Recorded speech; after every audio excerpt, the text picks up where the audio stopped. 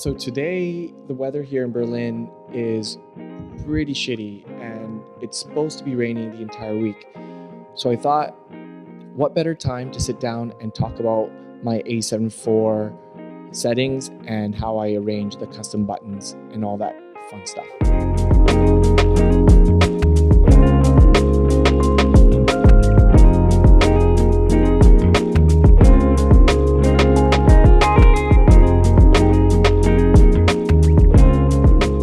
Now, one of the most incredible things about Sony cameras is how customizable they are, but that can also be extremely frustrating.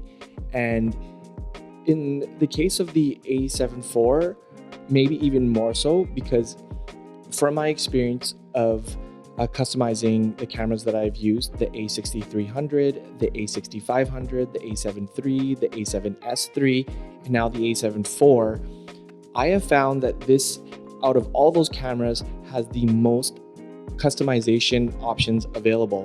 So it can be quite daunting, but I think I'm just gonna break it down into a few categories and try to keep it as out of the box as possible so that everyone can follow along. Now, at the end of the day, how you use the camera is such a personal preference. So these are just my custom settings that can maybe give you a starting point, but obviously as you use it, you will adapt and change some of those settings, just like I will as my work evolves and my work changes. So let's head over to a table so I can sit down and walk through it with you guys. All right, let's start with the top dial and the quick memory recall slots. Now we'll start with video. And what you want to do is you want to go into image quality and you want to choose whether you want to use XAVC S4K, which is what I'm using since I'm on a 2019 MacBook Pro, or you can choose XAVC HS, which is the H.265, but those files can be a little sluggish on the older computers. So if you have an M1 Mac, you're going to be fine. And hopefully I can get one of those one day. Or you can use the SI, which is really great quality, but really high data usage. Now, the next thing you want to do is switch your frame rate settings all into the 10-bit 422 for the best quality. The 10-bit 422 will give you the most color space and the most flexibility in your grade if you're choosing to grade a lot. So as you can see, I'm just going in and choosing my frame rate, switching everything to 10-bit. And then after that, what you want to do is you want to choose the correct shutter and your ISO. So for this example, I am setting up the 60 frames per second. I have my shutter at 1/25, the 180-degree rule, and then my ISO to get a good exposure so that when I flick to the quick recall, everything is sort of ready to go. And then from there, you can make your adjustments for the other frame rates, such as 24 or 120 or 30. Now, once you have all those settings set up, you go in and you go to the memory recall option and you select your position 1, 2, or 3. And in this case, I have slot 2 as my 60 frames per second.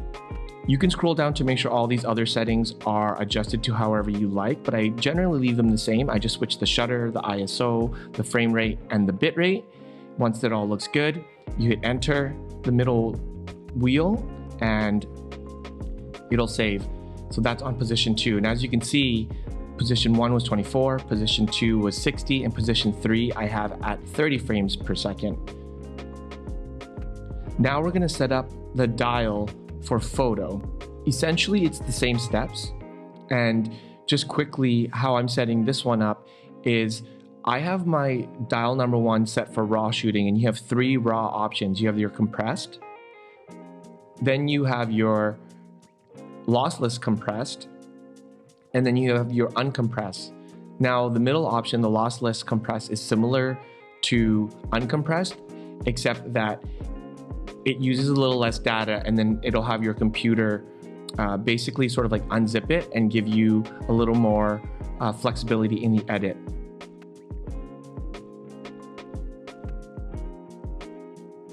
Now, how I have it set up is Slot number 1 is raw, lossless.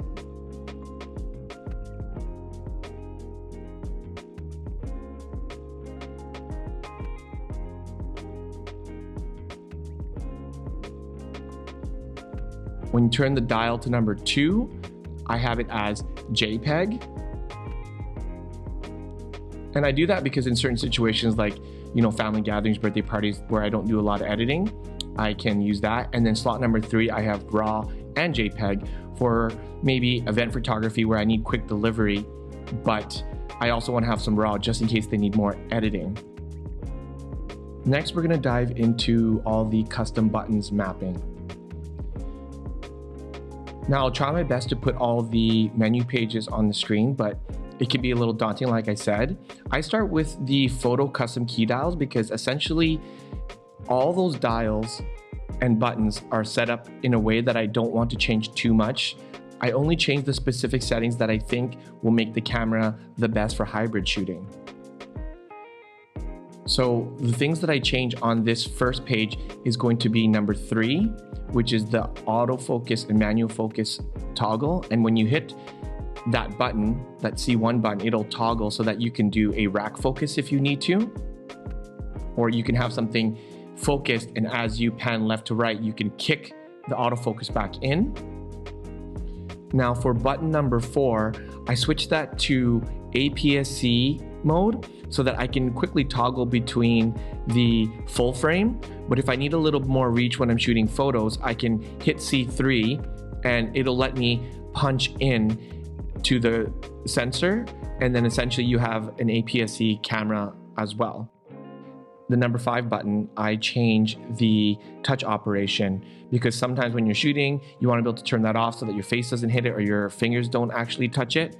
But what that does is you can also do touch to focus. So if you're shooting something and it's on a tripod or on a gimbal and you need it to change focus, you can turn the touch focusing on and then rack focus that way. On the next page, what I'll change is the white balance. I map that to the center button so that when I'm shooting, I can quickly toggle that button and change my white balance quickly. And then for the down key, I change it to focus mode. So I can quickly change the focus mode if I need to. I leave everything else pretty much the same, except when it comes to the A7 IV, you have this new option where you are able to map the EV compensation dial. Now, what's really cool is in the manual setting, you can separate that from your other options such as aperture priority, shutter priority. So when you're in manual, you can map it to whatever you want. And how I have mapped it is the focus area. Now, what's really cool is when you're shooting, you can quickly tap the dial and then you can change your focus area on the fly without having to pull the camera away from your face or hitting the custom button and then toggling up and down. That dial is sort of intuitive with your thumb and you can just quickly change your focus area quickly for street shooting or when you're trying to go from wide into more precise focusing. Now that's pretty much it for the photo side, but I do also jump into the video custom keys and change a few keys that I feel is best for when you're shooting video. The key number 1, which I left out of the box in the photography setting, in the video setting, I change it to focus magnifier so that I'm able to punch in and check my focus with focus peaking when I'm in manual focus. The next button that I will change that is different from photography is the left scroll wheel button, and I changed that to zoom. Now, what's really cool is you can make your prime lenses a zoom lens if you need to, but what's important is that you need to switch it to clear image zoom. And what that does is it will allow you to zoom in like a power zoom without losing too much resolution. What I've noticed is that the resolution loss is essentially unnoticeable, but what's really cool is you now have that zoom option. It essentially just punches in and crops to an APS-C mode on the camera.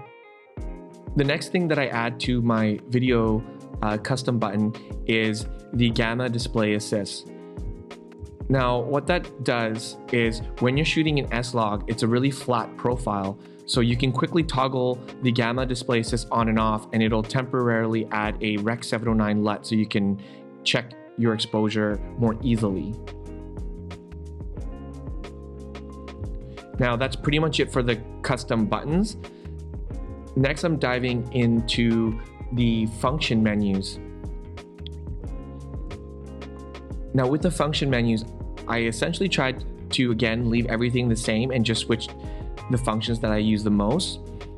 I added the silent shooting mode into the photography function menu so that I can go from mechanical shutter to electronic shutter, depending if I'm shooting in a situation that's quiet and I don't want the shutter to go off when I'm shooting photos. I've left pretty much everything else the same. And again, it's your preference on what you need to use, so you can go in and change the positions to whatever you might need. For video, I do quite a few more changes, so I just wanted to walk through everything. I put the audio input level because I'm often using different mics and I want to be able to access that quickly and change the input gain level. I have the face detect on and off button here so that I can quickly turn that on and off depending on the situation. I have the focus area repeated here. It's out of the box that way, but I just left it, even though I have it mapped to the dial wheel and the custom button that it comes with out of the box as well. The zebra levels are in the same place that they are out of the box, and it just helps you again judge your exposure. I do add the picture profile button to this function menu because depending on the situation, I'm often changing from S-Cinetone to S-Log 3 to no picture profile to HLG. Now, I'm walking through how I have the S-Cinetone set up and the S-Log 3. And in S-Log 3, the only major change that I do is in the color mode.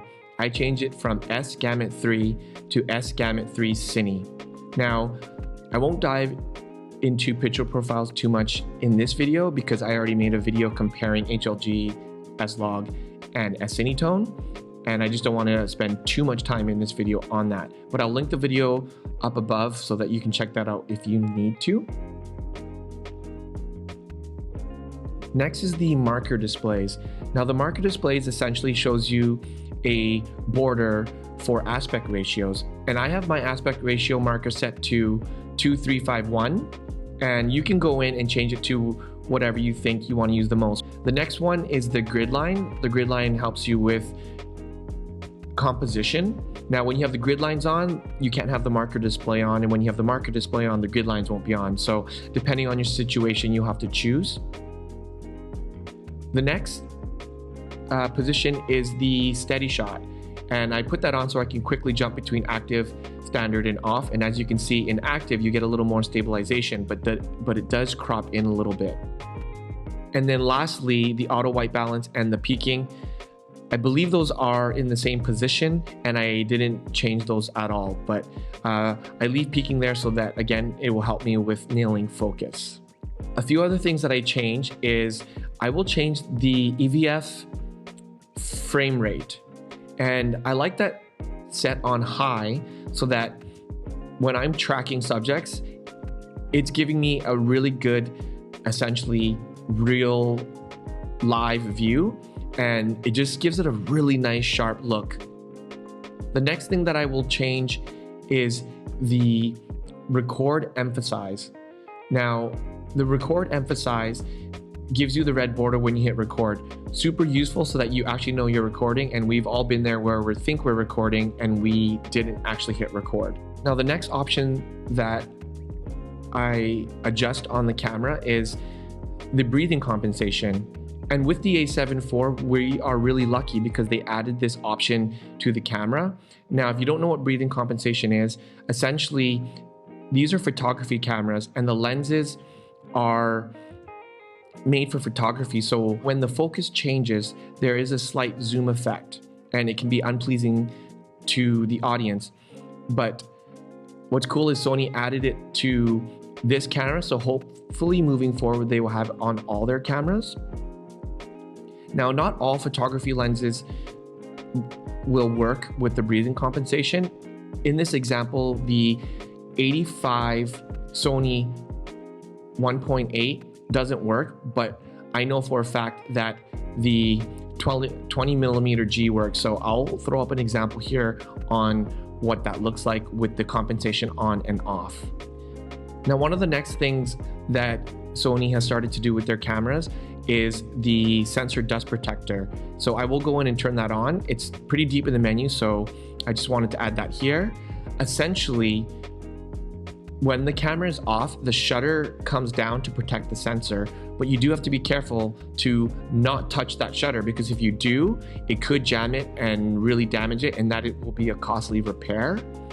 Also, try not to leave your lens off for too long, obviously, because the shutter being down isn't a full protection on the light source damaging your sensor.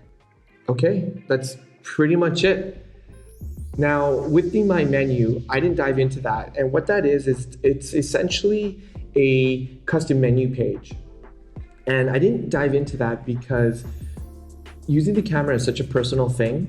So my suggestion is, if you notice you are diving into the menu to find a setting 2-3 times in a shoot, then that's probably going to be a setting that you need to add to the My Menu page. Now, the beautiful thing is I have mine set up for what I think is the most useful, or the settings that I found the hardest to find, because there's 52 pages.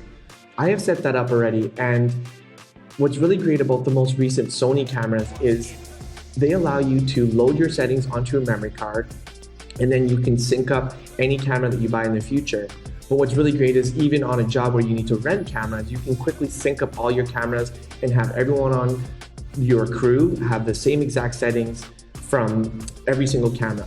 So I will put the download link below so that you can load that onto your own camera if it has that option, and then it will be a great starting point for you, and then you can make your adjustments there. Now, obviously I didn't go to every single setting because that would have taken way too long, but Jason Vong, God bless his soul, already did that, and it's an hour-long video, I believe, or 50 minutes, and he goes through every single setting. So if you need to know what every single thing does, definitely check out that video and give him a thumbs up for doing all that, for doing God's work, basically. Now, I hope I went slow enough that you could follow along. But for anyone who is used to Sony cameras, hopefully I didn't go too slow. So hopefully you found this helpful. Thank you again for watching. And if you did find it helpful, I would really appreciate a thumbs up and maybe a subscribe. It really helps out a small creator like myself. I appreciate everyone watching, all the new viewers to the channel, and so much more to come with this camera, because I'm really enjoying this camera. I think it might be my favorite hybrid camera that I've ever used. So a full review for it is still coming, and the A7 III, which I'm shooting with right now, and the A7 IV video, sort of like a comparison but not really a comparison video, is coming to see if you should upgrade, or if you're thinking about diving into a full frame or a Sony system, which camera you might want to buy, because it could save you a few bucks. So that's it for this one. And again, live passionately and stay inspired. We'll see you in the next one. Bye.